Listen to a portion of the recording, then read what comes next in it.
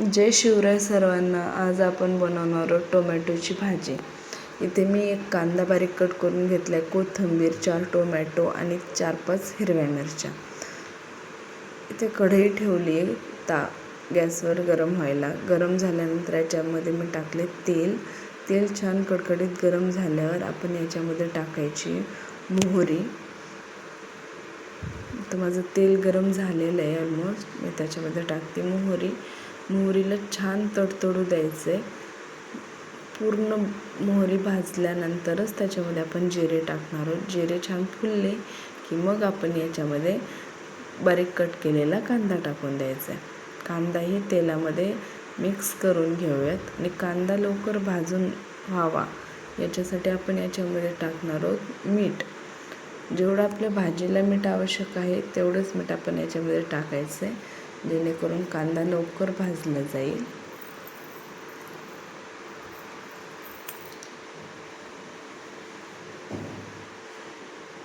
पुन्हा एकदा कांदा आपण मीठ आणि कांदा एकत्र मिक्स करून घेऊयात.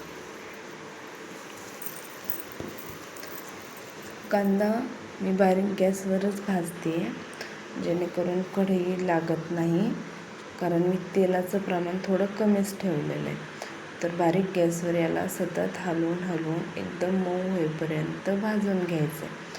आणि या कांद्यामध्ये आपण आता हिरवी मिरचीसुद्धा टाकणार आहोत, कारण हिरवी मिरचीसुद्धा भाजून होणं तितकंच महत्त्वाचं आहे. त्यामुळे कांदा परततच हिरव्या मिरचीलाही परतलं जाणार आहे.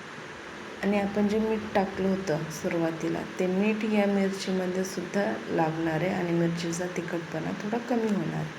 तुम्ही पाहू शकता आपण बराच वेळ कांदा भाजलेला आहे आणि कांदा आणि मिरचीचा रंग हळूहळू बदलत चालला आहे किंवा ते मऊ होत चालले आहेत. अजूनही याला थोडा वेळ भाजणं गरजेचं आहे तेलामध्ये. छान परतून घेतल्यावर आपलं कांदा आणि मिरचीची कंडिशन आता अशी झाली आहे. ठीक आहे, एवढ्यावर आपण याच्यामध्ये आता हळद मिक्स करणार आहोत. हळद तेलामध्ये आणि कांद्यामध्ये छान परतून घेतल्यावर तिचा रंग खुलतो. आणि ही माझी घरगुती हळद आहे म्हणून मी इतकी कमी वापरते. तुम्ही पाहू शकता कमी टाकले तरीसुद्धा किती छान रंग येतो याला. आपण हे छान परतून घ्यायचं आहे. आणि आता याच्यामध्ये आपल्याला ॲड करायचे बारीक कट केलेले टोमॅटो. तुम्ही पाहू शकता मी आता इथे टोमॅटोसुद्धा टाकलेले आहेत आणि त्यांनाही छान परतून घेते आहे. बऱ्यापैकी ते परतून घेतल्यानंतर आपण याच्यावर झाकण ठेवून द्यायचं आहे आणि झाकण ठेवून थोड्या वेळासाठी त्याला वाफ काढून घ्यायची, जेणेकरून ते मऊ शिजले जातात.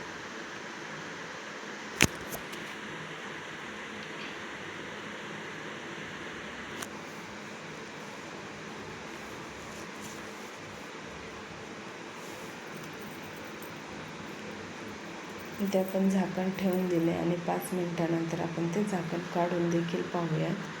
तुम्ही बघू शकता इथे टोमॅटोचं पाणी सुटलेलं आहे थोडंसं आणि ते मस्त मऊ शिजायला लागले. एकदा पुन्हा मिक्स करून घ्यायचं आणि याच्यामध्ये आपण बारीक कट केलेली कोथिंबीर आहे ती टाकून द्यायची. तर तुमच्या घरी जर भाजी कंप्लीट झाल्यानंतर वरून कोथिंबीरीचा ग्रीन कलर जर सर्वांना आवडत असेल तर तुम्ही ती वरून टाकू शकता, किंवा मग जर कोणाला अशी कच्ची कोथिंबीर वरून आवडत नसेल तर तुम्ही ते शिजतानासुद्धा वापरू शकता. आमच्या घरी तसं आवडत नाही म्हणून मी ते शिजताना किंवा मग कांदा वगैरे जेव्हा तेलात फ्राय केला जातो तेव्हा तेलात टाकते. आता इथे पाहू शकता कोथिंबीरही छान शिजली, टोमॅटोही मस्त शिजलेलं आहे, एकदम मऊसूत शिजलं आहे. तर आपल्याला याच्यामध्ये आता शेंगदाण्याचा कूट टाकायचा आहे, कारण तोही थोडाफार परतून निघाला पाहिजे आपल्या भाजीमध्ये.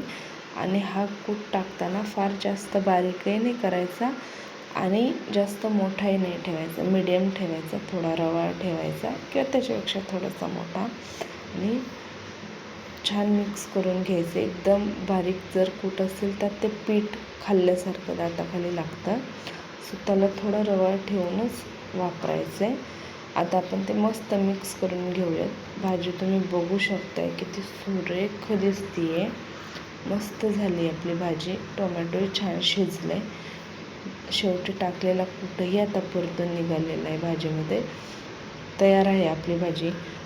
व्हिडिओ आवडल्यास लाईक करा.